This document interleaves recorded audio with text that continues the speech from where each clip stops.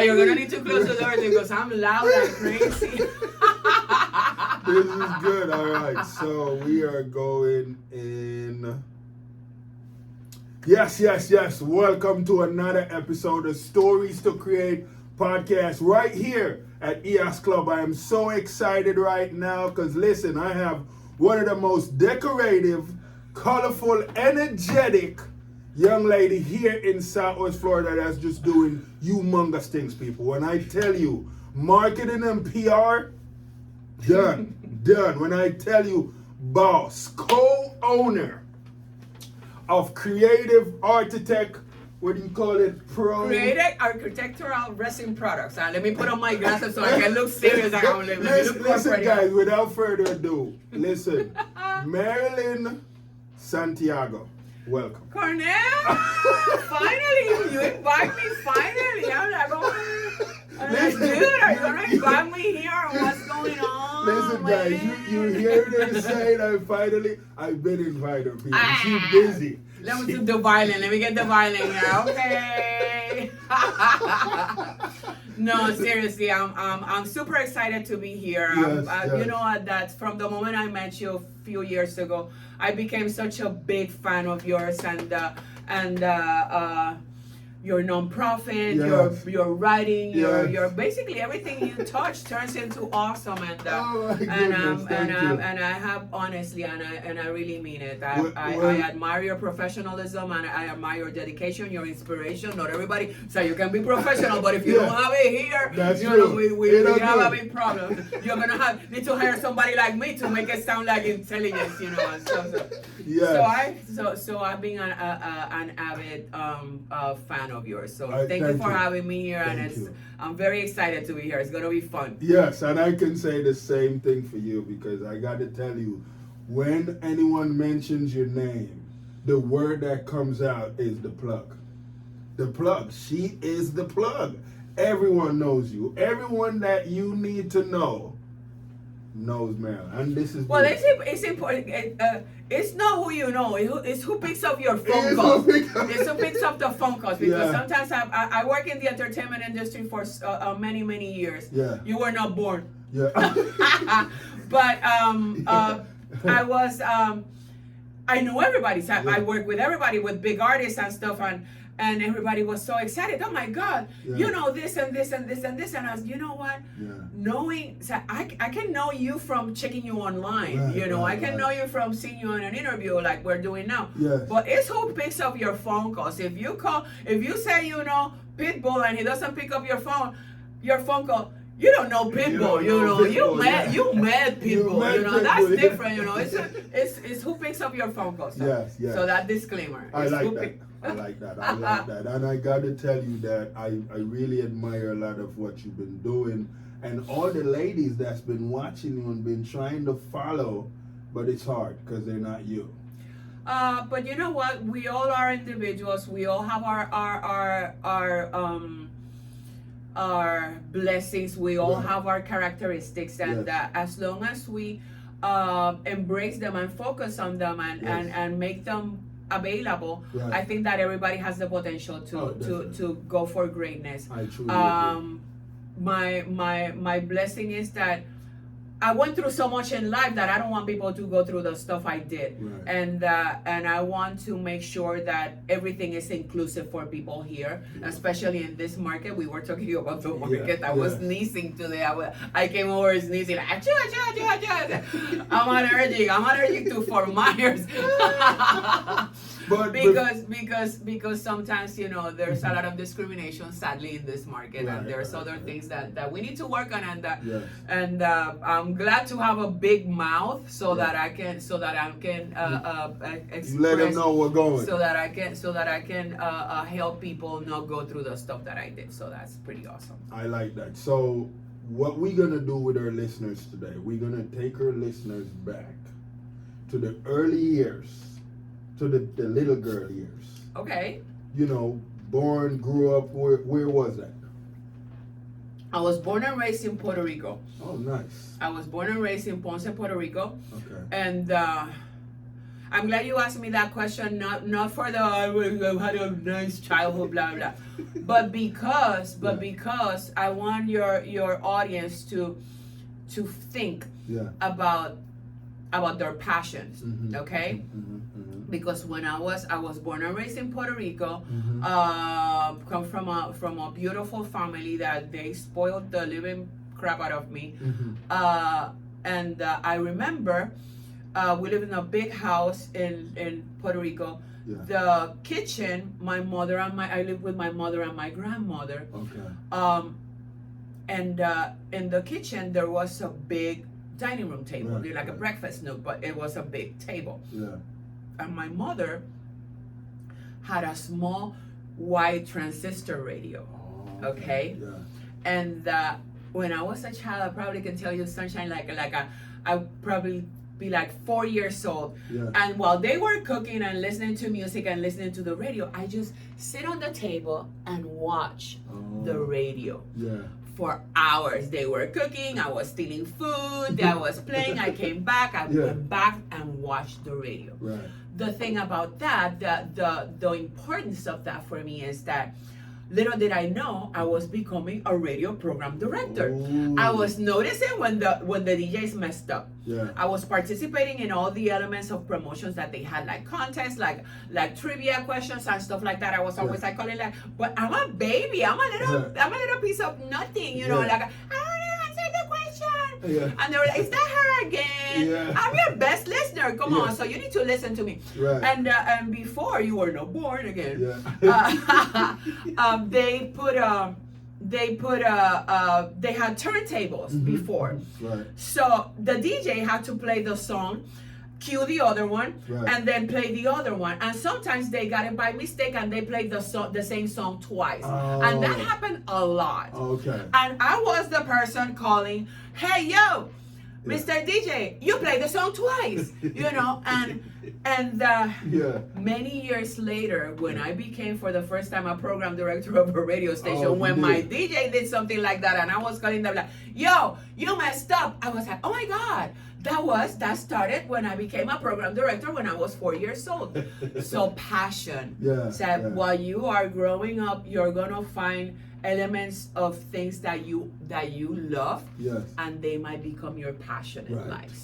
So I come from Puerto Rico. I was raised in Puerto Rico with a beautiful family that loved and spoiled the living poop out of me. So you did school. You did primary and high school. I did primary, high school, and college in Puerto Rico. In Puerto Rico. Okay. It's funny because my family is Protestant. Presbyterian. I come from the from a Presbyterian family, but I studied in a Catholic school, in a Catholic university. So it was like, oh my God, the Virgin. I love the Virgin, but she's not a saint, you know, and all those things. But then it helped me evolve in my own faith, you know, and I think that's something that is very individual. But at least it didn't mess me up as much as I thought it did when I was in my teens. So that's good. That is good. But so I graduated from college, and while I was in college in Puerto Rico, I got a job working as a DJ at a radio station, at a local radio station in Ponce, Puerto Rico. I was on the air. I was putting in the turntables, trying not to make the same mistakes. I was calling on people. But then one Valentine's Day, they sent me. I remember. Oh my God! They did an interview of me on Gulf Shore Business when I moved here, and about my job. My first job was I was a DJ at a local radio station in my hometown of Ponce, Puerto Rico. And one Valentine's Day, they always give you the list of the music that you have to play.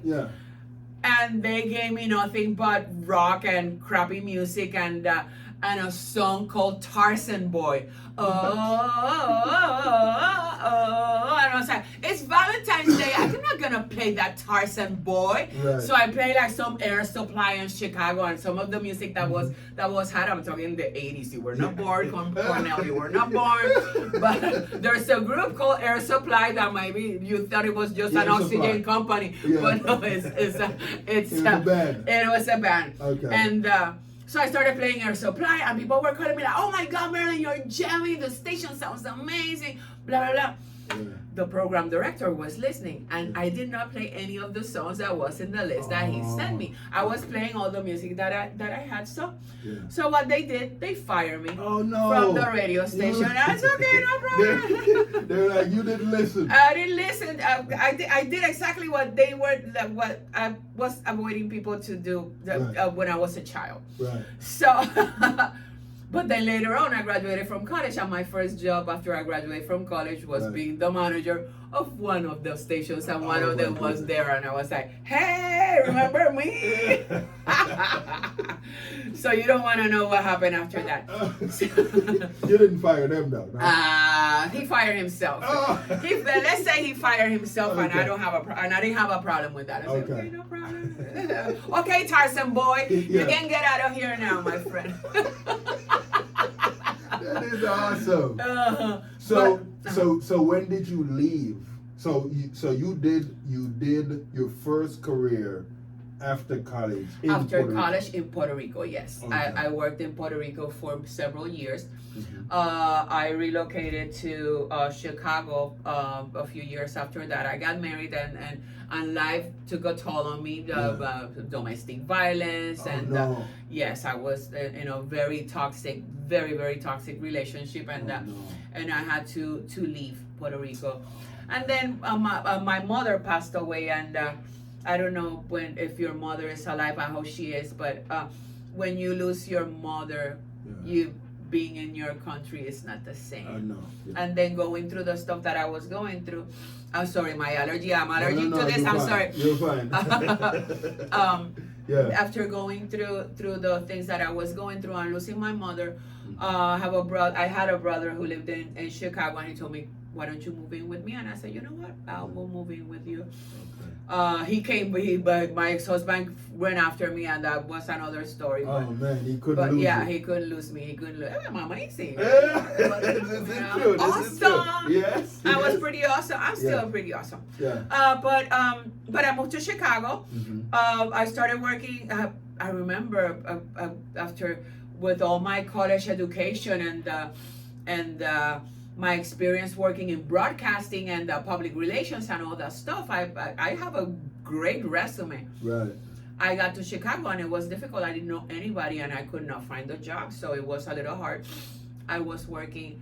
I remember that my first job in Chicago was on a daily pay. You know, the daily pay companies that you work in a factory. You work in a factory, and you go and pack things, and then they put you in a van, and they bring you back, and they give you $25-$30. What? So I was At working. the end of the day. At the end of the day, they pay you, and it was horrible because they were giving me orders, and I was like, "Dude, I can be the boss of the boss of the boss of your boss."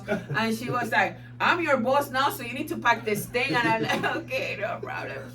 So I worked with that company for like 3 weeks so I can get my money to get my hair done, to get color my roots. And I'm like, "I don't need to color my roots." You know? Yeah. Oh my goodness. So thank God after that I was connected with I went to an event. That's the power of networking. Yes, Find your purpose, accept your passion, look for your passion, Yes. and then the power of networking. I started networking and going and meeting people and telling them, "Hey, I'm a badass. I'm super awesome. You need to hire me." Yeah. So I met the director of the it's an office called Puerto Rico Federal Affairs. Basically, it's like the embassy. If Puerto Rico was not a part of the United States, Right. it would have been the embassy of Puerto Rico in the United States. But it's like a federal office, Puerto Rico Federal Affairs, and I was working as the assistant to the director and the press secretary. So there I connected with a lot of people. I met who became my agent, my talent agent, because since I come from the radio industry, I was a DJ and I have a great voice. Yeah. So oh my God. Yeah. So credits for sunshine. So I went to the talent agency and I started working with the agency doing voiceovers. Okay. So I was doing the voice for McDonald's. I was the Bally's, the gym when it existed, Montgomery Wards, big stores. Toys R Us. I was the giraffe on Toys R Us. I was like the giraffe. Yeah. I started doing dubbing for movies and stuff like that. So when they opened a radio station for the tropical market, for my market, Right.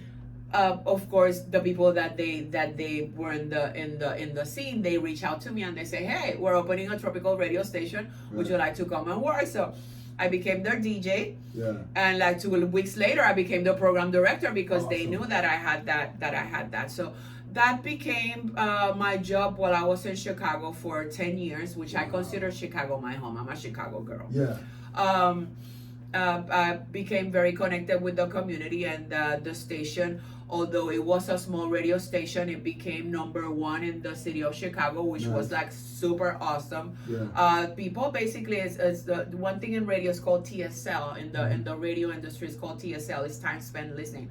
People were listening to the station from the moment they woke up to the moment they went to bed. Wow. That was the times, and that was from an advertising standpoint. That's pretty awesome, because good, if you want to promote the Cornell Bunting's new book, you buy some airtime on the station, and the people will listen to it. It will not get lost in the flipping stations and stuff like that. My listeners, they will listen to my station from the moment they woke up to the moment they went to bed. So that was pretty awesome.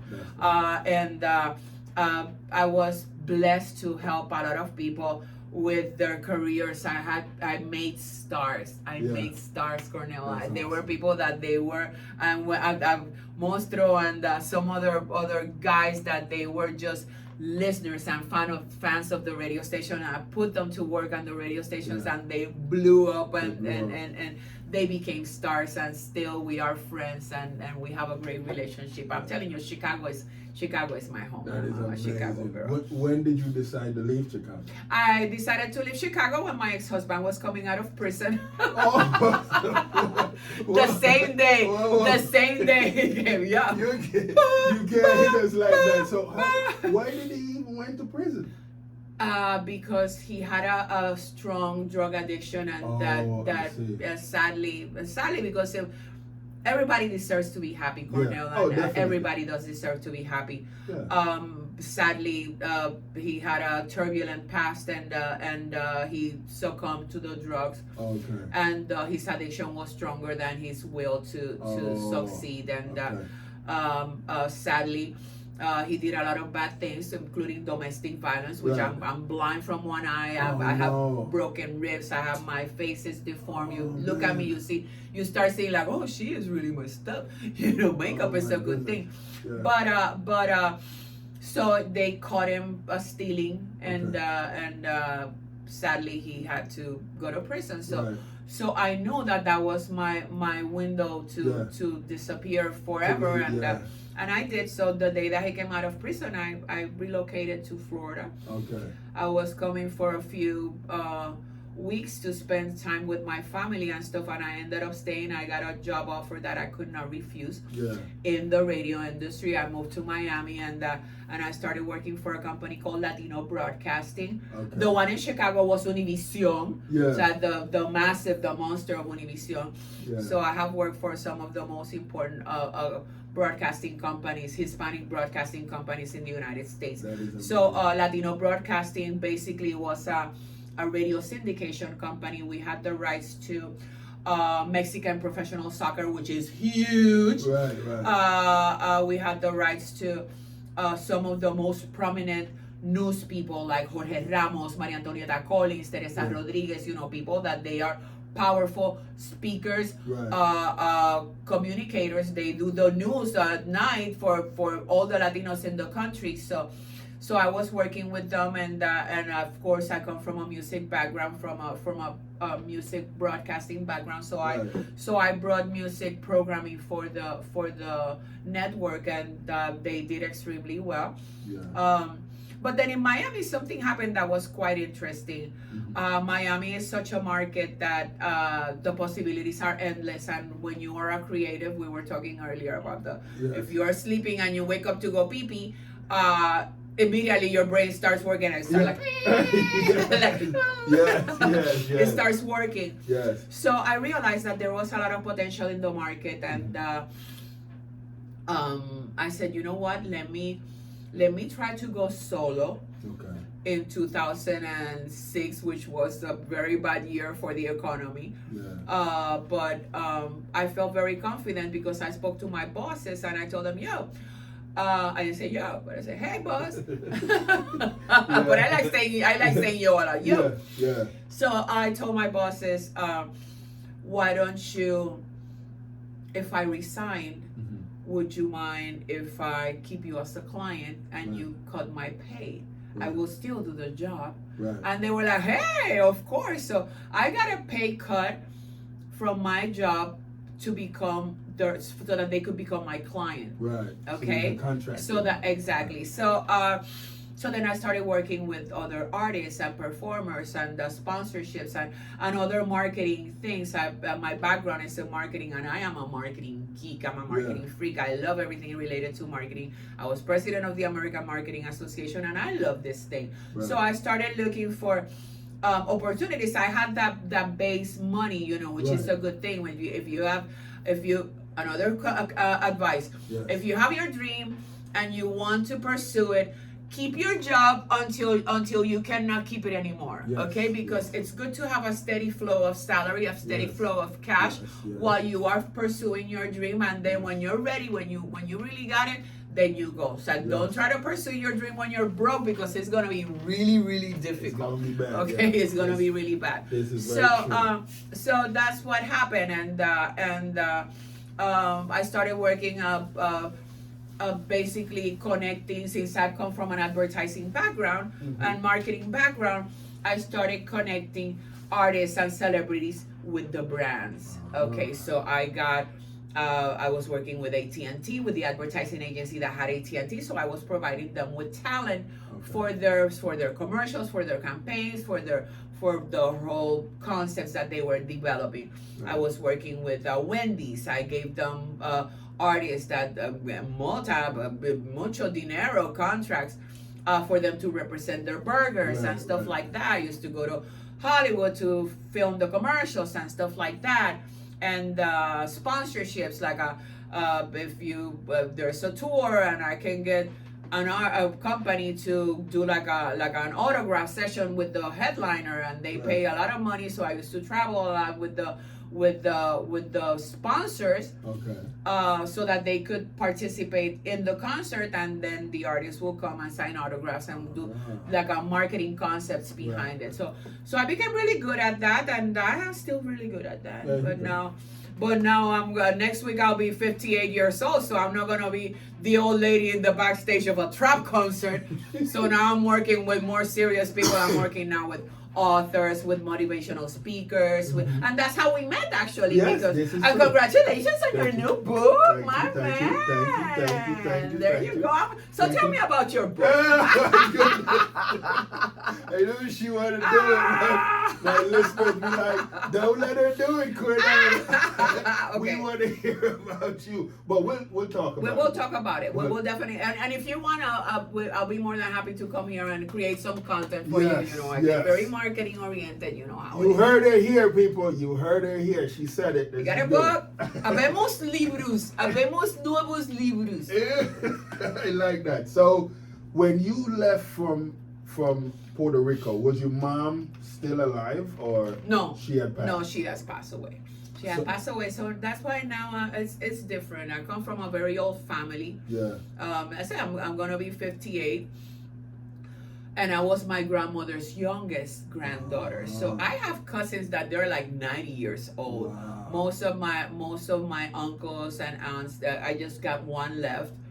And when you come from a matriarch family, that it was very tight when I was a child, when I was an adolescent, but now everybody's dead and everybody's gone apart, and now finally through the grace of social media, I have been able to connect with the children of my cousins, with the children of my cousins per se, and but it's not the same. It's not like before, that everybody met, everybody gathered to play bingo, to go yachting. We used to have boats and stuff, so to go horseback riding and stuff like that. Not anymore. So now it's very difficult. So in the midst of all that, where was Dad? Oh, he was not there. He was not there. Oh, okay. So you were not there when he was really No, young. I met my father for the first time. I was 6 years old. He brought me a doll. He said, "I'm your father," and I was like, "Okay." Yeah. Uh, That was it. You, like, yeah. you wasn't I was excited? like, hey. No, I was not too excited. I was basically more a little nervous. Yeah. I was very loved. Okay. I didn't lack my father's love because I don't know if it was because my mother was raising me as a single mother and I was living with my grandma and I was her favorite. Wow. I was her favorite granddaughter. She had a favorite grandson, and that was like her son. But but we'll debate that sometimes. I'll debate that. I still debate that with him. Yeah. But I did not. My siblings and all my family. We had a very big house, a large house, and I remember that there was a bedroom that we used to call the hospital because it was so big. And since my grandma was there, but was raising us, my mother and my siblings and I, all my cousins of that age, they came over and lived at home. So they put like small beds all over, and there were like 10 beds in that bedroom, and they call it the hospital. So and I was their little baby, so everybody was loving me. I was like, so I'm a spoiled brat, no joke. I'm like, I'm spoiled, and I spoiled and proud, bratty and proud. I don't care. I love it. So I did not need the love. The second time I saw him was like a week after. He wanted to take me to the circus, but since you're noticing, I'm loud and crazy, and I'm like all over. So he took me to the circus, and I was like, oh, the elephant, let me run to the elephant. And he was a little upset because I was a little wired. Okay. So after that, I didn't see him anymore. No? I did not see him anymore until I was like 16 years old. I was driving, I was with a friend of mine, I don't remember who I was with, and I said, oh, look at me, that's my father. So I went and I say hi, and I didn't see him again. Wow. And then after that, probably I was in my 20s, I reconnected with him. I was already working on the radio. Right. He heard me on the radio. He heard me on the radio, and he reached out to me. So I went to him, and there we developed a better relationship. We started going out and drinking. I like happy hours. I make happy hours happier. Yeah. So we went drinking, and he's got a great personality. He does. He did have a great personality. He's not with us anymore. But we developed a relationship, which was pretty cool because I realized that I had other siblings that I never met. I had 2 more brothers and a sister. I have a sister. She's like mini me. You see the face? But she's like 3 feet tall. I'm kidding. She's 5 feet tall. I love you, Marisol. She's short. Yeah, she's short. I'm 6 feet tall. I'm a little monster here. But she's like a sunshine McNugget. So that was a pretty awesome thing. Wow. So we stay in contact, and something happened that we lost contact again. I'm in Miami working with the Latino broadcasting company, driving to work when they called me and they said to tell me that my father passed away. He had a massive heart attack. He stood up and he fell, dropped dead. Wow. But the craziest thing is that the person that called me said, you are the first person I'm calling you because you were his favorite person in the world. And I'm like, are you fluffing serious? Seriously, I am your favorite person. Give me a break. I was going to say a bad word, but I hear you. Seriously, dude. Yeah. Okay, well, rest in peace. Yeah. I'm glad to know that I was your favorite person in the world after you passed away, but that's crazy. But did you go to the funeral? No. No. I said, you know what? No. Yeah. All my siblings went, and they were like, they had a great time, and I'm like, I'm not gonna go there. I'm seriously, I'm not gonna go there. So, and I have no regrets, to be honest with you. I think that I gave him the best I could, when he was alive, and we were not perfect. It was sadly, the adults, they don't do what they need to do, and I'm not gonna take the blame for their lack of. No. I am a lesson I learned. Another lesson. Yeah. You're learning stuff from me. Yes. I want you to write your stuff Yeah. and come back and write this thing down. Yes. I have probably like 12, 13 nieces and nephews. Mm-hmm. Okay, I'm the one who reaches out to them. Wow. Okay, because I know people that if my nephews don't call me, I'm not gonna call them. No. That's your responsibility. That's Right. your responsibility. That's not your nephew's responsibility. Right. It's the aunties, it's the mothers, it's the grandmothers. Yeah. My grandkids don't call me. You better call them, granny. Oh, definitely. Okay, so Definitely. you need to reach out to them. Yes. You need to develop the relationship, and then when they're older, they do those. They will do the same. Yes. But I think that the adults are the ones that they need to take the first steps, you know, and well, if they don't reach out, it's okay. But I tried several times, but don't give up. You Right. cannot give up on the people that you love just because they don't reach out to you. And now one text away. Yeah. So what? Just be there. So Yeah. when you least expect it, I learned something from a former partner of mine in business. He was such a pain in the butt Yeah. when it came to pursuing and following up with clients and Right. stuff, Cornell, that people were like, dude, you're a pain in the butt. Yeah. But I realized that you need to keep, when you're pursuing something, you need to keep what in marketing is called the top of mind awareness. Right. Okay, keep them in your mind. Yes. And they're not gonna call you until they need you. Then When they need you, they're gonna start like, yeah, hey, I need a proposal. Hey, can you help me with this? Can you? And then you have to drop everything and go after them and do whatever they want, Right. because that's the moment that you're gonna take their money and do what you need. You know, Right. and that will happen the same with the relationships that you develop with your family, so Right. with the kids, with the younger. So you go like, hey, I'm going to send you. And now with social media and with the phones and this technology, sometimes I just send them a crazy meme or something something stupid, and they just send a haha.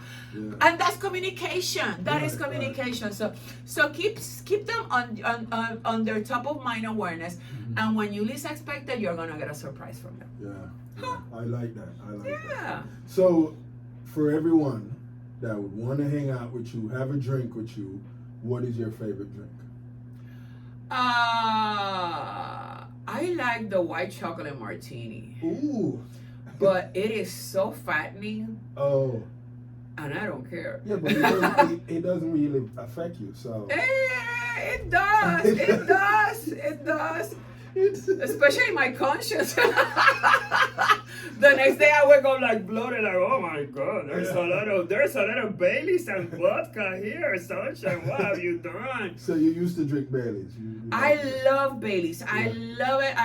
Well, there's less expensive versions that are pretty good as well. You know, I'm not gonna pay $40 for something that will cost me like 20. Come on. So I get the ghetto version. Well, not ghetto version. Yeah. My nephew told me, Titi, it's not ghetto. It's under.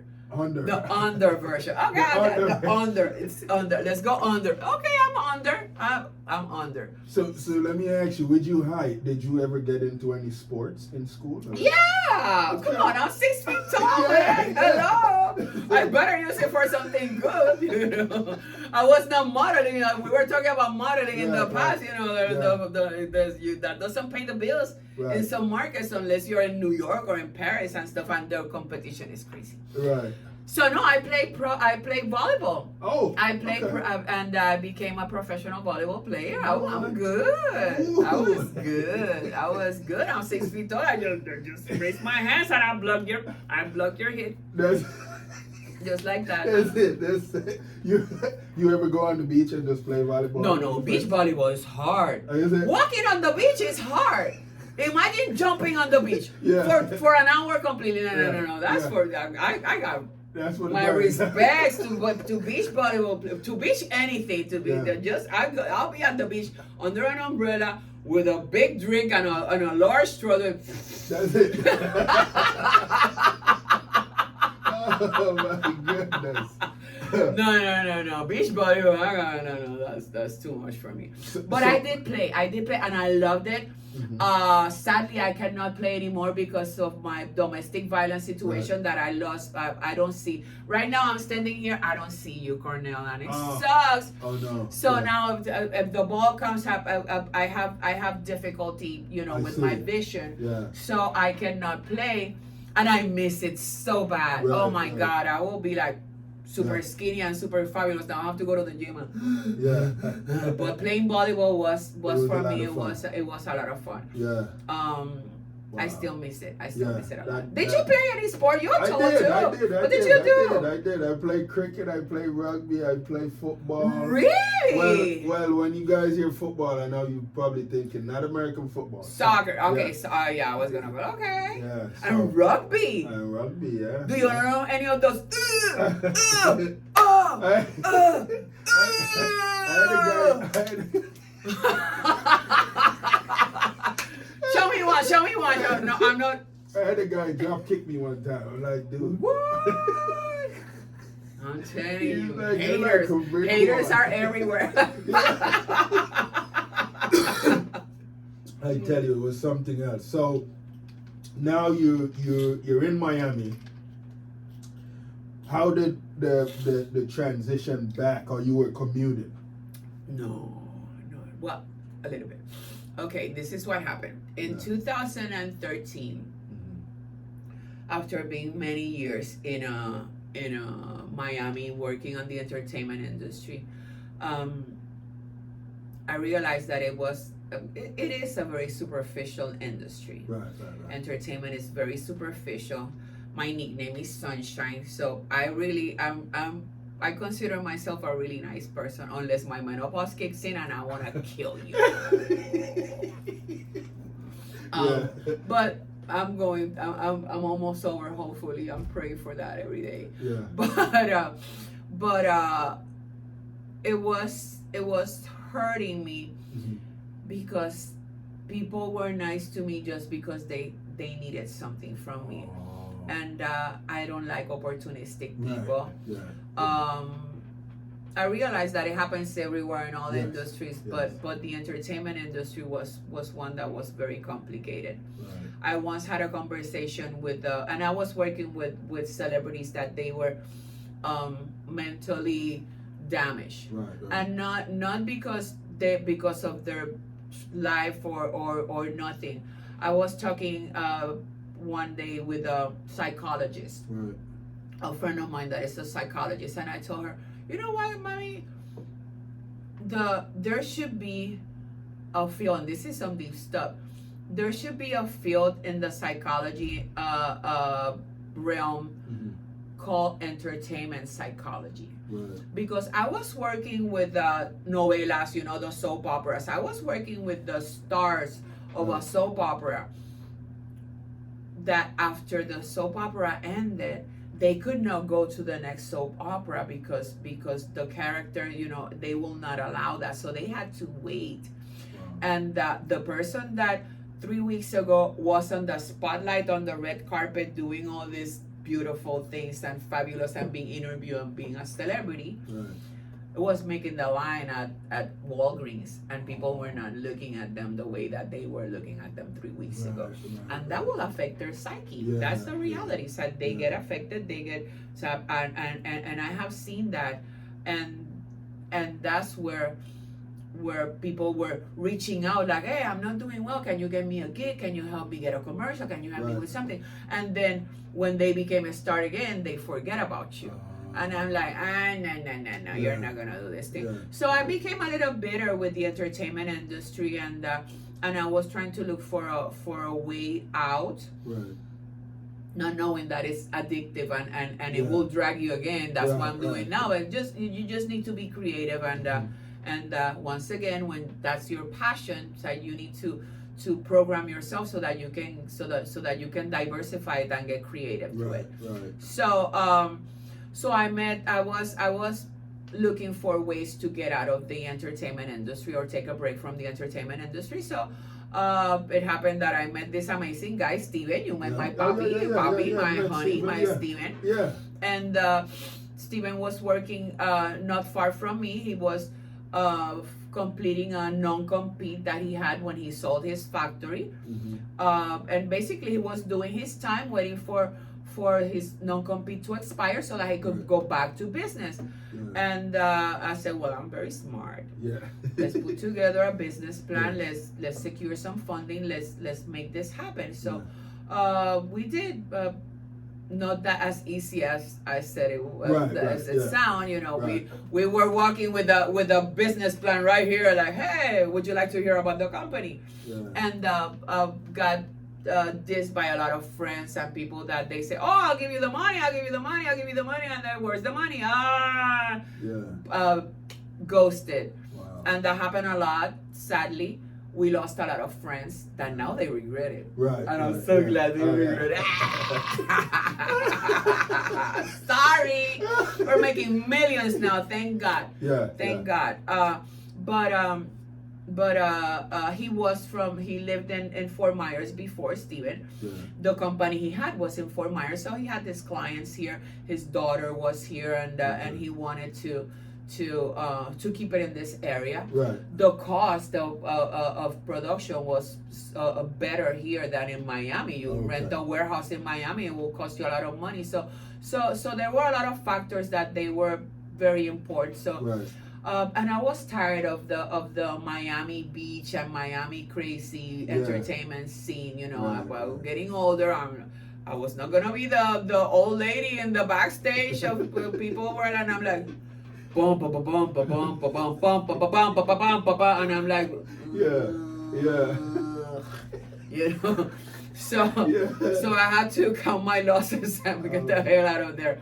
So I still have a place there, but I rented it and I relocated to Fort Myers with Steven, and I didn't know anybody. I started once again networking and connecting with people, and 7 years later, I'm your Apex winner, and I guess that people know me. For good or bad. Because you was also on the board of Kaiser. Hodges. I was on the board of Hodges University. I'm in the board of the Alliance for the Arts. I'm in the board of Blessings in a Backpack. I'm volunteer for PACE, for Dress for Success. I like to get involved in a lot of stuff. Now my goal is to, I'm telling you, and I'm laughing and everything, but I had a really rough time, you know, through domestic violence, bullying. I was bullying all my life, and sadly, as a Latina, as a proud Latina, it breaks my heart to see that Latinas don't get paid equally. The pay gap between men and women, but for Latinas, it's even worse. So, mi amor, Latinas make 53% of a white man's dollar.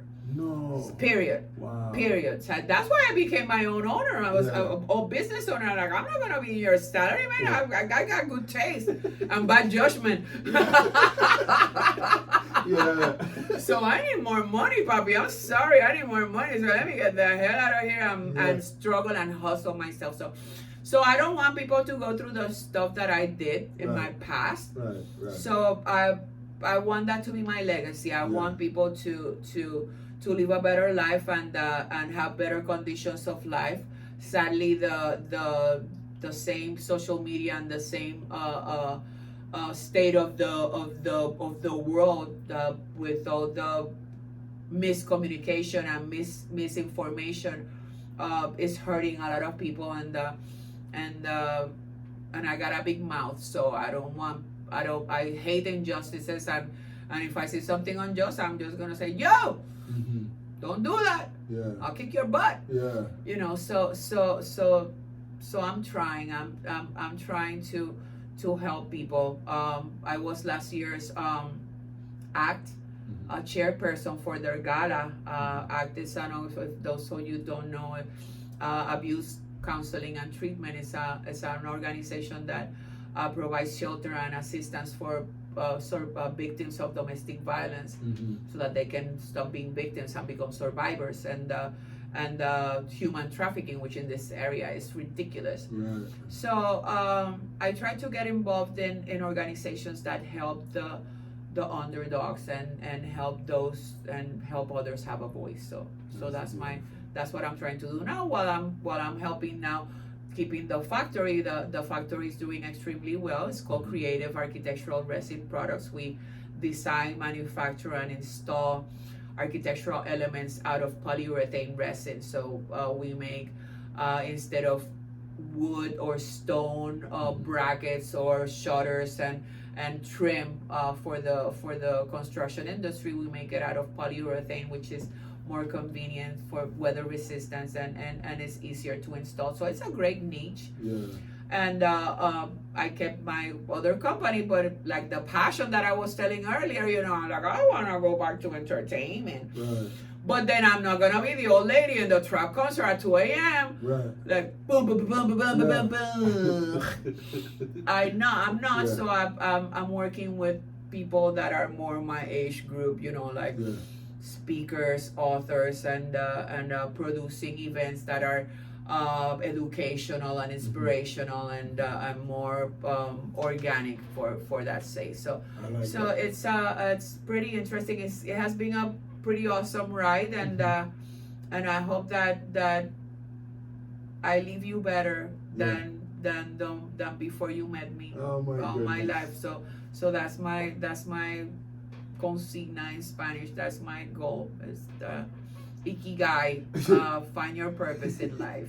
If you was to choose between these two artists, which one would you go see? Enrique Iglesias, Carlos Santana. Oh, that's a tough one. That's a tough one because I know both of them and both of them are super cool. Yeah. I'm gonna say depending on who I'm going with. Okay. Depending on who I'm going with, because I love both. Enrique has been a great talent and so humble. Yes. He comes from so much money. They are like raising but he's so cool. He's one of the coolest artists I've ever met. Yeah. And Carlos Santana, come on. Carlos Santana. And maybe Santana because I don't know how long he's going to last, and I hope we have a lot of Enrique for more. So, or both. The problem is that now Enrique is performing with Pitbull and Ricky Martin, so I'll have 3 for the price of 1. So, oh man, you put it difficult, man. I'm going to kick your butt. Come on, Cornell. I'm your friend, man. This is good. I like your answer though. They won't be mad when they hear this, so that's good. Not at all. You did them justice. Not at all. I worked with the 3 of them, with Enrique, Ricky, and Pitbull on different times on their work. Right. They may not pick up my phone call, but when they see me, they'll go like, yeah. Oh, Sunshine. Yeah. Oh, because they come in there. Sunshine. Oh my God. Yeah. Oh my God, you look old and used. And I'm like, and you're a jerk. Only you. I'm kidding. I'm not. Maybe old. I love your personality though. It's slightly used. So, I gotta ask you, so for young ladies that, have gone through domestic violence and have felt like they are at a place now where they're broken, what would you say to them to keep them growing or for them to want to find their purpose? That they are still going through domestic violence or that they passed domestic violence? Because it's a very tough one. Yeah. And I have to be very delicate with that, and I hope that those who are watching understand this. Every case is different, Cornell. Yeah. You need to know your partner, okay? And you need to strategize based on not what people tell you to do, but what you understand, and strategize will be the right thing to do. Right. I had a very strong case of domestic violence in my life. It was really bad. I really had it tough.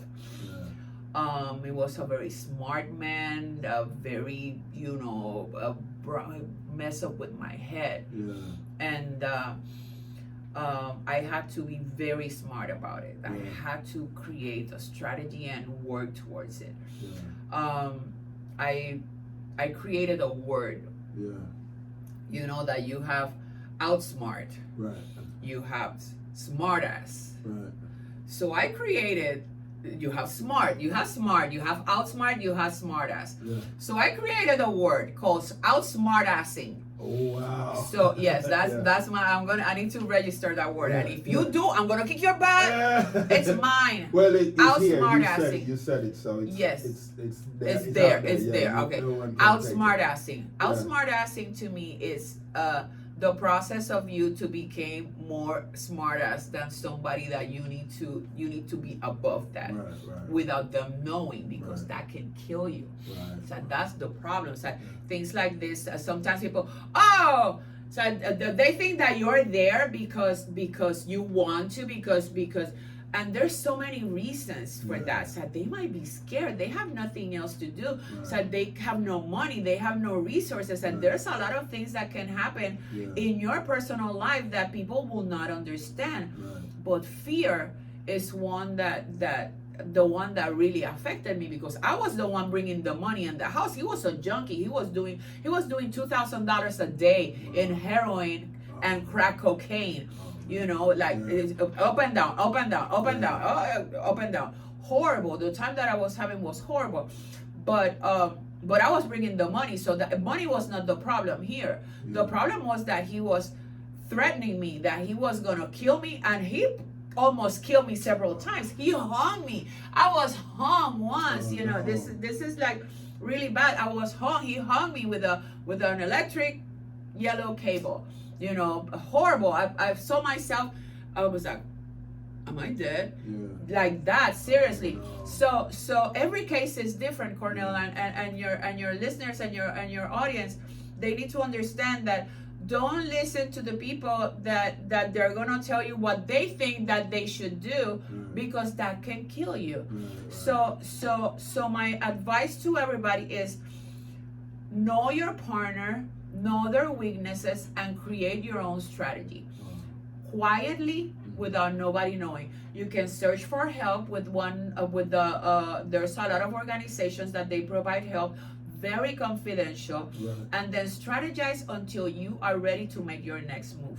But it's not something that, I'm gonna pick up my stuff and I'm gonna leave with the kids and everything, because chances are that you're gonna have to go back because you don't have it. You don't have what it takes in this moment. It is a strategy. It's not something that you need to do right away. But then when the moment comes that you are ready to go, then go and don't look back, because that may be the best decision you'll make in your life. How can people find you? On social media, I'm on Facebook, the Marilyn Santiago. You can follow me. It's a public page, the Marilyn Santiago on Facebook, and on Instagram as well, the Marilyn Santiago. What a cocky little girl. The Marilyn Santiago. The Marilyn Santiago. The Marilyn Santiago. So, the Marilyn Santiago, and I'll be more. I try to help as many people as possible. So find me on social media, on email, sunshineatyourservice@gmail.com. And I'm not gonna give you my cell phone because I don't know you. Listen, mic drop. There you have it, guys. Another story was created right here in EOS Club. Until next week, when we have another entertaining guest. It was a pleasure. Yes. Sunshine, what a pleasure! Yes. And we need to talk about your book. Next time I'm coming, Pinky promise. Where's your Pinky? Pinky, Pinky talking about your book. I want all the details about your book. We definitely gonna get that juice in there.